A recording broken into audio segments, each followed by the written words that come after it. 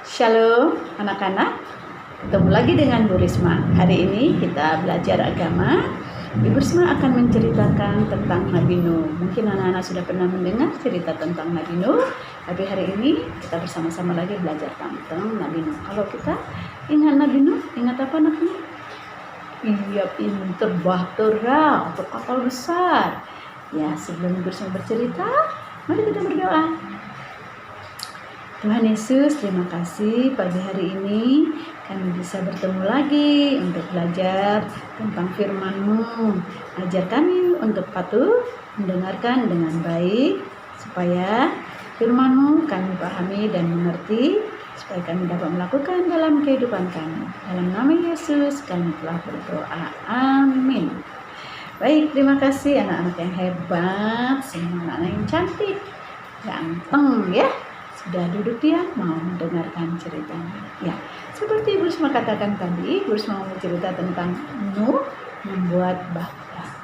Waktu itu pada zaman Nuh, banyak orang-orang manusia sudah banyak yang jahat. Sudah tidak ada lagi yang berbuat baik, tidak patuh sama Tuhan. Dan ada yang mencuri, membunuh, pokoknya mereka semua melakukan hal-hal yang mendukakan hati Tuhan, ya.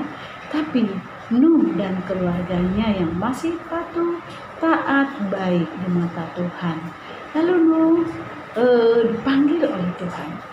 Nuh, saya memerintahkan kamu untuk membuat suatu kapal besar atau bahtera, membuat besar sekali. Pada saat itu tidak membantah, ya, patuh, ya, turut kepada apa yang Tuhan katakan. Sudah mengatakan membuat bahtera, dia ceritakan kepada istrinya dan ketiga anaknya dan 3 menantunya. Jadi ada 8. Keluarganya semua setuju. Tidak ada yang berbantah. Mereka mulai membuat bahtera itu. Ada yang potong kayu, ada yang menggergaji, ada yang memakunya, semuanya bekerja. Dan pada akhirnya bahtera itu jadi anak-anak yang sangat besar. Kenapa ya anak-anak? Tuhan memerintahkan membuatkan Nuh membuatkan bahtera yang sangat besar. Mereka hanya 8. Ternyata Tuhan memerintahkan kepada Nuh untuk memasukkan juga binatang-binatang yang ada di laut dan di udara. Harus ada setiap binatang itu, jenis binatang ada jantan dan ada betina. Ada yang 1 pasang, ada yang 7 pasang. Semua dilakukan oleh Nuh dan keluarganya sesuai dengan perintah Tuhan. Mereka semua masuk. Tuhan perintahkan, ayo Nuh, silakan masuk. Bawa binatang-binatang itu masuk ke dalam. Wow, ternyata Tuhan memerintahkan membuat bahtera yang besar supaya binatang-binatang bisa masuk. Contohnya apa anak-anak? Ya, gajah, badannya besar. Apa lagi? Iya, harimau. Apalagi anjing, semuanya masuk ke dalam bahtera. Lalu setelah mereka masuk semua, pintu ditutup. Tidak ada lagi yang bisa keluar atau yang masuk. Lalu turun hujan. Tuhan menurunkan hujan yang sangat deras. Tidak berhenti-berhenti anak-anak. Airnya mulai meninggi, orang-orang mulai sudah kebanjiran, tenggelam, memanggil Nuh, tolong Nuh. Apa mereka bisa masuk? Tidak, anak-anak. Mereka semua akhirnya tenggelam, mati. Manusia, binatang yang tidak masuk ke dalam bahtera, semuanya mati. Tuhan menghukum mereka. Hujannya turun selama 40 hari tidak berhenti. Dan pada akhirnya mereka terdampar di pegunungan Ararat. Tuhan memberhentikan hujan, tidak hujan lagi. Dan matahari bersinar. Lama-lama airnya surut dan kering.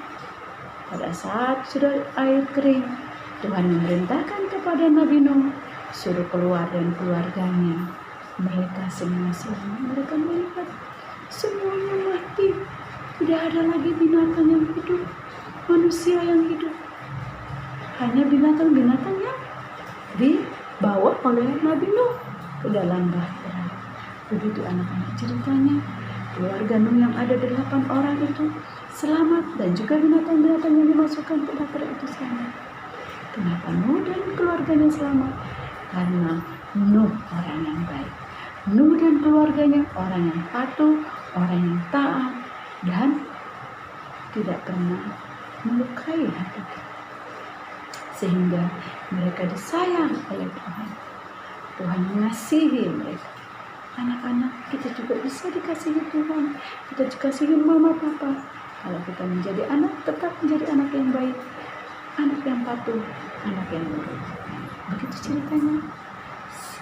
Ibu Risma percaya kalian semua adalah anak-anak yang hebat, anak-anak yang baik, anak-anak yang pintar, taat, dan patuh sama mama papa. Ya, mama papa yang adalah Tuhan kita. Di dunia ini kita patuh, maksudnya mama papa dipakai Tuhan supaya kita menjadi anak yang patuh. Baik, ada ayat hafalannya. Setelah kejadian itu ternyata Tuhan menyesal dan dia mengasihi manusia, dan Tuhan berjanji. Demikian janji Tuhan.